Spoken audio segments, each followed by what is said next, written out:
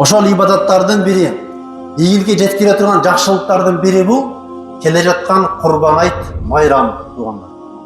Курбан айтта курбандык кылуу дагы Аллах Таалага сүйкүмдүү болгон пенделердин эң жакшы амалдардын бири. Пайгамбар айтат, Курбан айт күндөрүндө, Курбан айт 3 күн болот.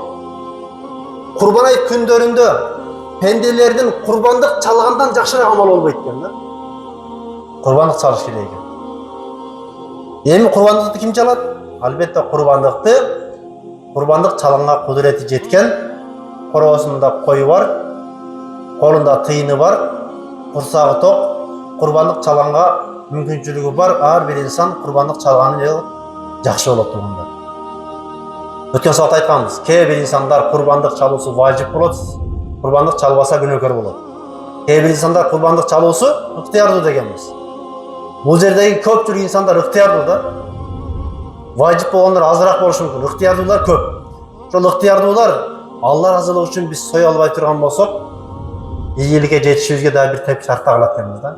Ошон үчүн Аллах Таала бизге ырыскыбызга, өмүрүбүзгө, үй бүлөбүзгө, ишибизге жакшылык берсин, ийгилик берсин десек, бир жылда бир жолу Алланын ыраазылыгы үчүн короодогу бир койду сойгонго кудурети жетпейт экен да. Ошону кызганып коет экенбиз да. Ошол бир аз эле малыбызды Аллахтан кысканбай, Алла ыраазылыгы үчүн сойсок, ошол сойгон малыбыздын эти деле бизге калып атпайбы? Аны алып кетип калган жок да эч ким, туурабы? Кимде ким курбандык сойсо алып кетип кала турган болсо, ана сойбой койсок болот эле да. Сойгон менен мага эти калбайт экен депчи. Сойгон малыбыздын этинин бир бөлүгү бизге калып атпайбы туугандар? Ошон үчүн экен курбандык союу биз үчүн өтө пайдалуу туугандар. Албетте биз бүгүнкү күндө көптөгөн ийгиликтерди, көптөгөн жакшылыктарды көз менен көрүп, колубуз менен кармап, мурдубуз менен жыттап, оозго салып жеп көрүп, көп нерселерге ошентип акыйкатына жетип, анан кылып атабыз да. А бирок сооп деген ушундай туугандар, кол менен кармалбайт, көзгө көрүнбөйт, мурдуңуз менен жыттасаңыз билинбейт, оозго сала албайсың, даамы билинбейт. Аны бир гана жүрөктөн гана билебиз да, ыйман келип билипчи. Биз көзүбүзгө, тилибизге, колубузга, мурдубузга ишенип, канчалаган нерселерди тобокелге салып кылып көрдүк да, туурабы жашоодо. Ушуну кылсам пайда болот деп кылып көрдүк, болбой калды го, туурабы кээ бирлер. Бардыгы эле окшошкон жок да, кээ бир болбой калып атат. А бирок биз курбандыкта биз Алла ыраазылыгы үчүн деп, ыймандан ишенип, Аллах үчүн деп сое турган болсок, мында банкрот жок. Анткени буну Аллах үчүн берип атабыз да. Аллах үчүн кылынган ар бир иш, ар бир садака, ар бир нерсе, эгер адамдын ыйманы ошого бекем эле болсо болду, банкрот болбойт. Намаз окулгандан кийин соебуз. Ал эми курбан айтка эмес, жөнөкөй бир маарекелерге аталган мал келип болсо, анда айырмасы жок, союла берет. Биз айтканбыз өткөн жумада, бизде эми салт болуп калды, адат болуп калды, айт күндөрү кээ бирлер маареке кылып мал союшат. Алар курбандыктан сырткары союлса эч кандай зыяны жок. Ал союлган мал адал эле болот. Адаттагы ихсан болуп кете берет. Бирок именно курбандыкка деп атайын мал баккан киши намаздан кийин сойбосо курбандык өтпөй калат. Бирөөсүн жалпы үммөтүмдүн атынан деп сойгон да. Пайгамбарыбыз сиз менен бизге окшогон дүйнөнү сүйгөн, акыретти көбүрөөк эмес азыраак эстеген, Аллах үчүн бергенге келгенде кызганып калган, кыяматка жакынкы бизге окшогон үммөттөрдү пайгамбарыбыз эстеп, жалпы үммөттүн атынан курбандык союп дуа кылган. Экинчи кочкорду өзүнүн үй бүлөсүнө сойгон да. А бүгүн биз бирөө үчүн эмес, бүгүн биз өзүбүз үчүн курбандык кылгандан кызганып атабыз да. Өзүбүз үчүн, акыретибиз үчүн. Мүмкүнчүлүгү бар болсо, бир үйдө 4 баласы бар болсо, ошо балдарына атап бирден койсо боло берет. Ысырап эмес ал. Бирөөнүн мүмкүнчүлүгү бар, үйүндө 4 баласы бар болсо, ар бир баласына бирден атап союп койсо эч нерсе болбойт. Ал ысырап болбойт, күнөө болбойт, балким сооп болот. Ибадат болот ал. Ал эми анын этин таркатса дагы сооп иншалла. Анткени кыяматта Сырат көпүрөсүнөн адамдар курбандыкка чалган малдарынын үстүндө Сырат көпүрөсүнөн чабып өтөт экен да туугандар. Allah Teala ошондой эле Кур'ан-ы Каримде "Аузу биллахи минеш шайтанир ражим. Мен жаа би хасанатин фалаху ашри амсалиха." Садақаллахул азим.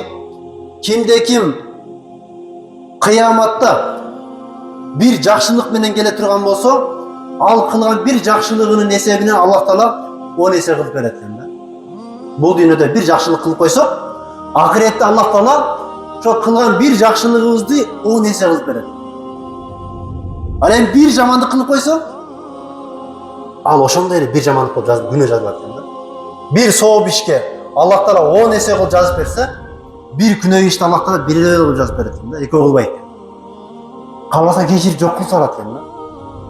Эгер ошо күнөөнүн аркасынан тооба кылса, истигфар кылса, күнөөнүн аркасынан садака берип, истигфар кылып кечирим сурай турган болсо, Аллах Таала ал күнөөнү кечирип да коет экен да.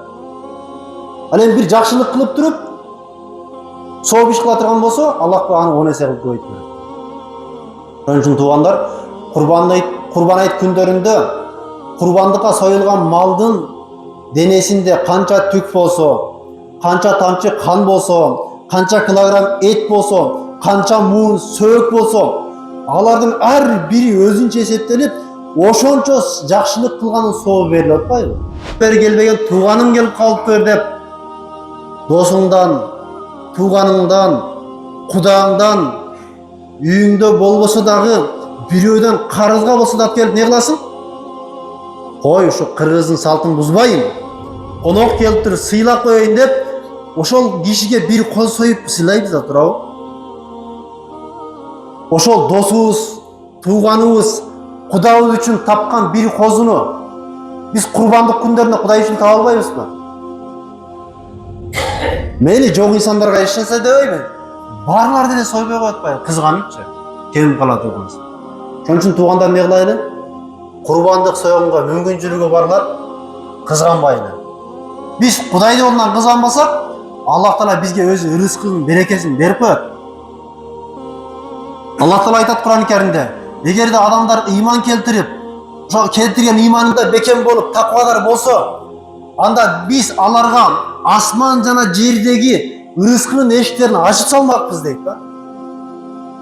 Эгер адамдар ыйманында бекем болуп, таквачылыкты карманса, анан Аллах үчүн кылып аткан ишинде күмөнсүрөбастан, Аллах үчүн деп мындай коркпой кыла турган болсо, биз алар үчүн асмандан жана жерден берекенин эшиктерин ачып салмакпыз дейт да туугандар.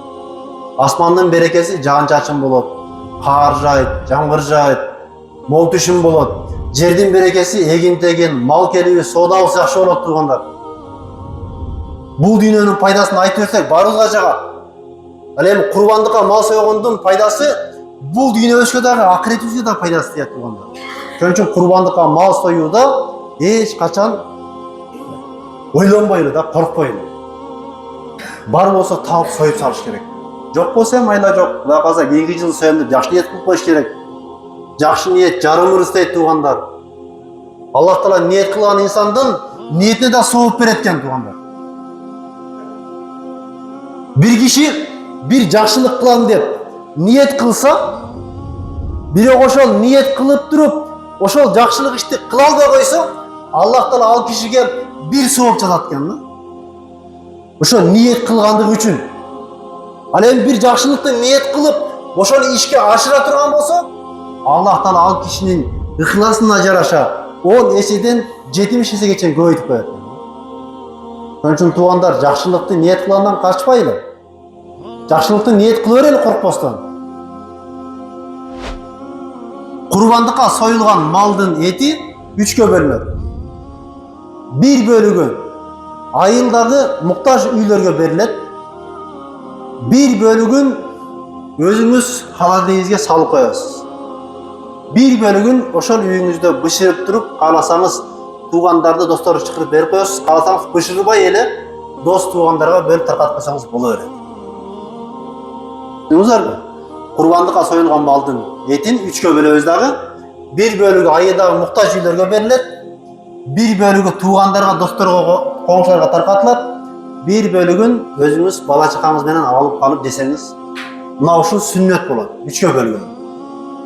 Ал эми калганы кээ бир инсандар өзүм алып калбаймын, Barысын Allah үшін тарқатып жіберем десе, нұр үстіне нұр, соғ үстіне соғ. Allah разы болсын, ешнәрсе болмайды. Сөзсіз үшке бөліш керек емес. Қаласа бардығын тарқатып жіберсін. Сөзсіз үшке бөліш керек емес. Қаласа бардығын басып алып жейсін өзі. Үне де болмайды ағашы. Оған тарқатып қойғанда үшін соғыттан құрғылап, басып алып жесе өзі балашқасынан жей береді. Аның ешқандай зияны жоқ. Bir қой сойдыңыз құрбандыққа. Қарасаңыз, кәнекулда. Қызыңыз бала-шағасымен келіп отқан, балаңыз бала-шағасымен келіп отқан кәнекулда. Үйіңізде бір қора толып қалғанда. Құрбандыққа сойған малыңыздың ошол менен қаладынке басып қойып, неберелеріңіз кеткенше құрдақ пішіріп берді. Кеткенше шашлық пішіріп берді, соғып қалып. Ешқандай күнә болмайды. Ал ықтиярдың да туғандар. Ең жақшыды үшке бөлген жақшы. Ал эми қаласа екіге бөлсін, қаласа бір бөлген алып қалып екі бөлген тарқатып жіберсін, өзі ықтиярды. Ошондой эле урматтуу жамаат, құрбандыққа мал союучу инсандар жөнүндө көпчүлүгүбүз интернет тармактардан угуп атабыз, же болбосо көчөдөн бир кишиден угуп калып атабыз. Құрбандыққа мал соя турган киши тырмак албасын, сакал албасын, мурут албасын, башка кылбасын деп. Бирок көп угабыз, ушул маселе шариятта өзү барбы же жокпу? Шариятта бар. Ажыга баргандар үчүн. Ажылыкка барган инсандар, ошол ажылыкта жүргөн инсандар ихрам кийгенден кийин курбандыкка мал сойгонго чейин ошол жакта алар жуунбайт, тырмак албайт, сакал албайт, чач албайт, курбандык сойгонго чейин жүрөдү. Кылбайт барысын. Алар үчүн милдеттүү түрдө кылбаш керек. Кылса күнөөкөр болот алар. Ажыда жүргөндөр. Ал эми ажыда жүргөн эмес, биз ошоп айылда жүргөндөр, мекенинде жүргөндөр жөн эле курбандыкка мал соём деп ниет кылгандар болсо, анда бул кишилер тырмак албай, сакал албай, чач албай жүрүсө мустахап болот. Жөн эле ошо ажылда жүргөндөргө окшошуу ниетинде эле сооп үмүт кылып, ошону кылбай койсо, ичинде сообу бар да. А бирок караса тырмак өсүп кетти, алып койду.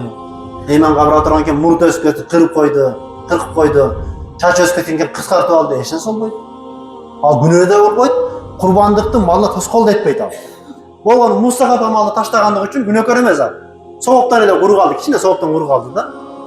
Некен айылда жүргөн, мекенинде жүргөндөр, курбандыкка мал сое турган кишилер сакал мурутун алса, чачын алса, жуунса, тырмагын алса, кир жуса эч нерсе болбойт. Болгону кылбаса ошол нерсени урмат кылып, мустахап болуп кичине сооп илешип калат дегенде.